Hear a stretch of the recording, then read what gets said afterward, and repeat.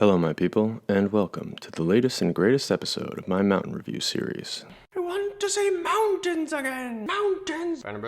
Today's video is all about Mount Monadnock and why I think it's the best day hike in New England. Throughout this episode, I'll cover the basic details of the hike, and towards the end, I'll cover a few key points that I think you should be aware of if you plan to attempt the hike yourself. But before we get into that, just a little tidbit for those of you who don't know. On this channel, I'm all about sharing my thoughts and experiences on the best spots to check out and the best gear to bring with. So if, like me, you want to spend more time outside appreciating the finer things in life, do yourself a favor and consider subscribing. Also, feel free to check out the description below for links to any of the gear or information resources I mention. Alrighty then, without further ado, let us begin.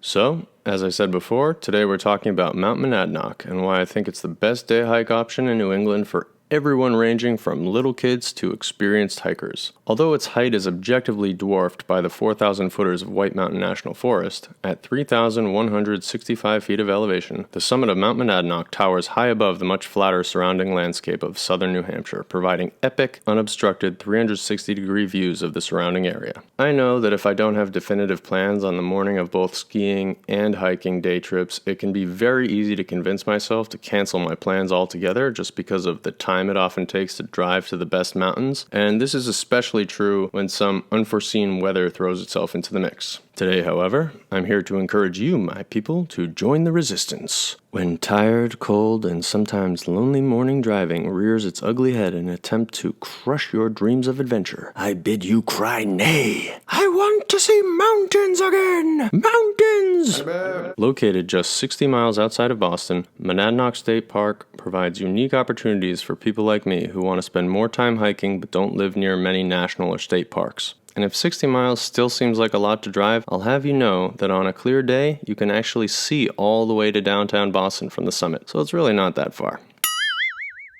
The combined appeal of its short ascent, its closer proximity to population centers, and its epic 360-degree views from the top make Mount Monadnock a much more practical day hike option for people who don't have quite as much time but still want to get in a solid hike. However, depending on your parking spot, hiking ambitions, and or time constraints, there are a few different routes you can take to the top and back. So if you don't mind, I'll take the next few minutes to discuss the three main trail options that I'd personally recommend and what each of those has to offer. So, Monadnock State Park has three main trails that lead to the peak, which stem from two main parking areas. If you park by the Visitors Center off of Pool Road in Jaffrey, New Hampshire, you'll begin your ascent at the White Dot Trailhead. And after a short walk, you'll have the option to either continue up the White Dot Trail or to turn left up the White Cross Trail, which eventually rejoins the White Dot Trail right around the tree line just below the summit. The White Cross Trail is slightly longer, more strenuous, and at times feels like one of those never-ending rocky staircases, whereas the White Dot has much more of the fun and exciting rock scramble features,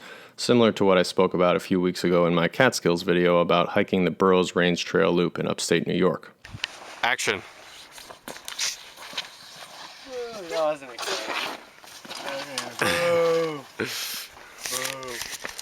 And that is sliding down the mountain.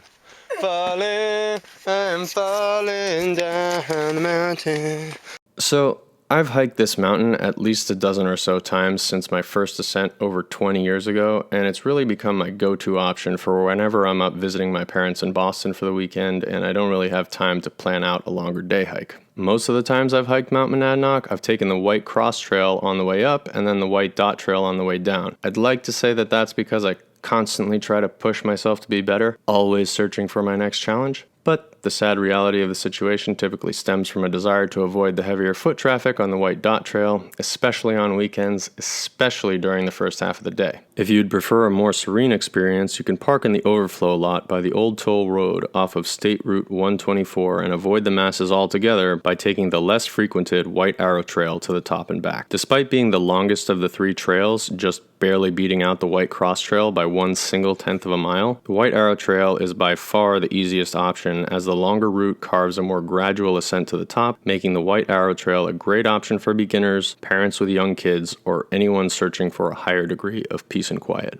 Now, before I talk about some of the other routes, I want to mention that irregardless of which lot you decide to start from, in order to access the park, you will have to pay a $5 entry fee for anyone ages 12 and up, and a reduced fee of $2 for any kids aged 6 to 11. And if you need to refer back to any of this information, just know that all of it is listed in the resources I've linked below. You can get one of these paper maps from the parking booth attendants, so just make sure you ask for one in case they forget to offer it to you. Now, if you're in the mood for a longer hiking loop as opposed to one of the simpler back and forth routes I just mentioned, but you still don't want to drive all the way up to the White Mountains, you can take the White Arrow Trail up to the peak and come down on either the White Cross or the White Dot trails. And once you reach the visitor center parking area, you can then take the Parker Trail back to the Old Toll Road and the overflow parking lot where you started. You can also do the same loop starting from the visitor center, but just a little side note, if you park at the visitor center and you decide to hike a counterclockwise loop ending with the Parker Trail, just make sure that on your way down the White Arrow Trail, you remember to take the Old Toll Road down from the halfway house so that you don't have to double back up the road to the Parker Trail once you get to the overflow lot. It's very clearly marked, so this shouldn't be an issue if you know where you want to go. But if for some reason you miss the signs, you'll know that you're there when you either see the halfway house or the large gravel road in the middle of the woods that looks nothing like a typical hiking trail. All things considered, Mount Monadnock is a very well-rounded day hiking location where people of all ages and all levels of outdoor experience can make the most of the time that they have to spend there. It's by no means a hard mountain to climb, but it's not the easiest hike I've ever done either. The number of trails allows everyone to customize their own experience, and the views from the top are really great for the amount of effort that you have to put in to see them. And for most people, it's a much easier location to access compared to the majority of what New England has to offer. Is it my favorite hike? No. But out of all the mountains I've climbed over the years, it's the only one that I keep coming back to. It's certainly not the most epic day hike in New England, but I can confidently say that it's the best option for most people. So there you have it, folks. I want to wish a very warm welcome to those of you who are new to the channel. If this is the first video of mine that you've seen, I just want to let you know that I also make gear review videos in addition to the hiking guides like this one. Speaking of which, in addition to a couple videos covering both the gas stove and the water filter that I personally prefer to use on my various backpacking adventures, I recently released a review of my new day pack, the Osprey Stratos 34, which just so happens to have accompanied me on my most recent ascent of Mount Monadnock this past September. So if you're curious about any of the gear that I used for these trips, or you just want to learn about some more exciting new places via yours truly, I'll leave some links down below that should suit you quite nicely. Alrighty, my people, that concludes this episode of the Finder Bub Show. If you decide to come to Mount Monadnock, or if you've already been here, or if you have any suggestions for where I should go next, I'd love if you left a comment below, especially if you think your insight can help me disprove something that I think I already know. But before you do, I just want to once again thank you so much for watching. Really do appreciate it. If you're looking for new gear or planning your next trip, don't let the small details stress you out. Remember, life's an adventure, so relax. Breathe in the outdoors, and don't forget to appreciate the finer things in life. See you out there, people. Peace. Whew. Okay, I think we got it. And cut. And cut. Thank you for my co-stars. Quench your thirst with the pure, refreshing taste of Mount Monadnock spring water. Since 1795, Monadnock has been the largest source of pure spring water. Gotta stow away.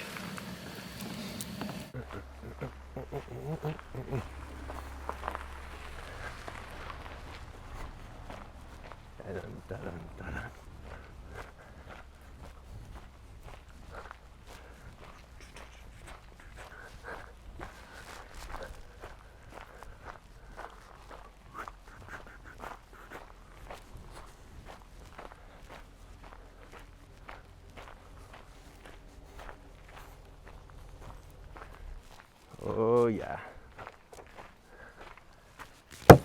First, I win.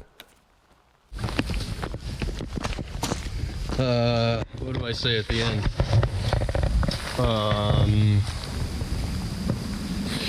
Alrighty, my people, that concludes this episode of the Finder Bub Show.